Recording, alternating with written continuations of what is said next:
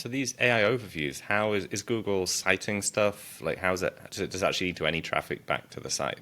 Yeah, so it'll be a drop down where like the user will see the immediate answer, Mm, but only if you expand it and like look to the right, there'll be a really small list of references that the user can go and click into.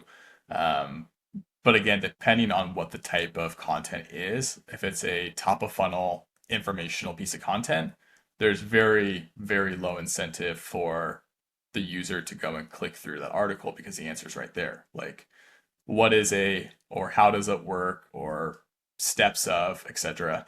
No one's going to go read the full article. I always joke that like the cooking articles, like those sites deserve to get crushed. Like I yeah. hate reading a 10,000 word article around nonsense that's covered in Mm. ads just to get 10 steps on how to bake a cake, like all that sort of stuff. So it's not all like that, but it is very situational in how people are choosing to actually take that next step and go into the content. Yeah, I get that. And yeah, when I think of the cooking one, that was on the original AI, like amazing bloopers, wasn't it? When Google was telling you had to use super glue on the pizza. Was it that one?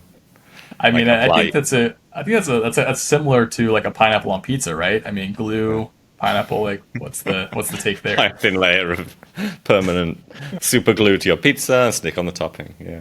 Interesting. Okay. So does SEO still make sense for everybody? I don't think so, to be honest. And that maybe might be a hot take, because I want everyone to like SEO because I'm an SEO. But I don't think it does. I think that like some situations don't require SEO. Like, maybe I don't even know. Like I only know industries that require SEO, but um, yeah, there's going to be situations where maybe there's little demand in the industry, and maybe like you want to focus on local SEO. Like that would be a good case. National Mm, SEO, I think I have to break it up into like the types of SEO that are needed, and when it's important to focus on one versus the other. But I think that if you have a website, you're never gonna avoid bad technical SEO. Like you don't want a slow website. You don't mm, want your images to be heavy.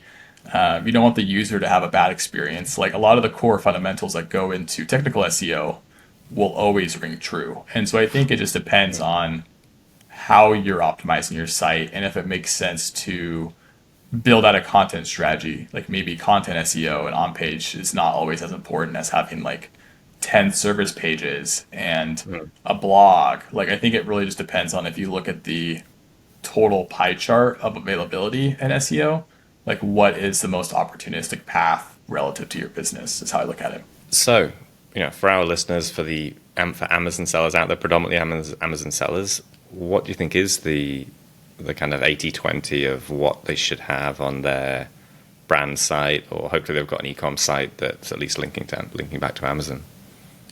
Yeah, I think the e-commerce SEO space is an entirely different beast in its own. Like it's so technical that e-commerce SEO is like a majority of it being technical. Like you need Mm, your product schema, you want your images compressed and optimized, and you want alt text that's very mm, descriptive and keyword rich, but without being spammy and stuffy. Good like hierarchical nesting order for your links and like breadcrumbs, site map to be updated. Like there's a whole laundry list of things, and that just is all technical SEO. It's not going to mm, be like blogging, or it's not going to be service pages. Like you want category pages and product pages that make sense to the user. But I think that's kind of where people forget is that it has to make sense for the user at the end of the day mm. too. And I guess with you at Trio SEO, what's your kind of split between technical SEO and writing X blog articles per month that are optimized? Yeah, so in the onboarding process, we always kind of do a technical deep dive, and that will determine whether we really need to like spend a first big chunk of time cleaning up the site.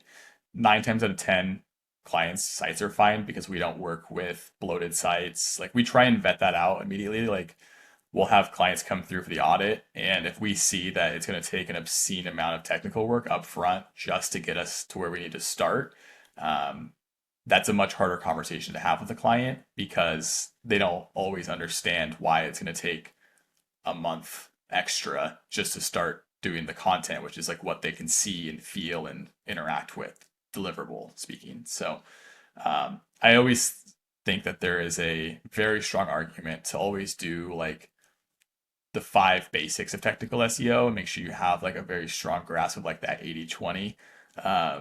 But you don't need to do like rendering optimizations and like all of these like crazy like added levels unless you're an enterprise site and you're trying to squeeze out like 99 to 99.5% juice out of the site. But majority of small businesses and small startups can just like start a Webflow site and you're fine. So you dangled the carrot. What are the five? Exactly. What are the five core technical things? Yeah, so I would say having like a sitemap is like pretty much core. XML sitemap would be on the back end. That would like be where Google can crawl and understand all your sort of stuff. HTML sitemap is kind of like one of the core fundamentals. I would say it's like a landing page of all content, whether it's posts, pages, admin pages, etc. And have that on a static page that updates dynamically, and then link that in your footer. It just is like a really easy win for Google and crawlers to access all pages without having to like have orphan pages lingering or depths, etc. Images are a huge thing. Like you shouldn't be uploading massive images to your site. Like it's so easy with WordPress sites to just add a plugin that will automatically crunch every image before you add that. Alt text also with images, especially if you're in e-commerce. Like, what is the image describing? Like, describe the image. Try to bake in some keywords if you can, but don't make it feel like it's unnatural to the reader. Um, I would say also just like making sure you have a clean, fast website. Like no one wants to be on a page that feels like it's like more than half a second, as weird as that sounds. Other things I would say is like mobile friendliness. Like if you are reading your blog and a table is hanging off the page, like that's weird and just feels unprofessional. So I think that was probably more than five, but like there's just like little things like that where it just like is like no brainers you look at and you're like, oh yeah, I can see how that's makes a difference. Like there's much more technical nuances, but I won't bore. I know people's eyes start to glaze over. So No, thank you. Thank you for sharing. And then, so someone's done the technical stuff and they want to write some articles.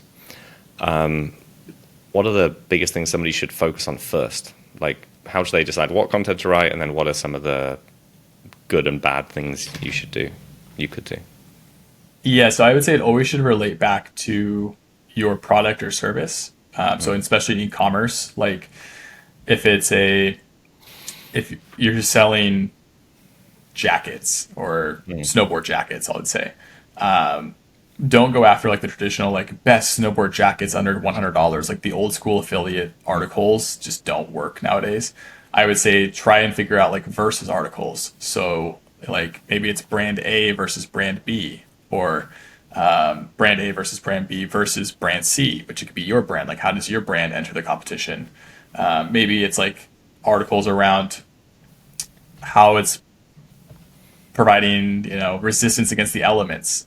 There's probably some keywords around that, like ratings and reviews around like the specifics of the specs that maybe might not be as known to others. So really trying to build the understanding of the product and your understanding of the expertise for Google.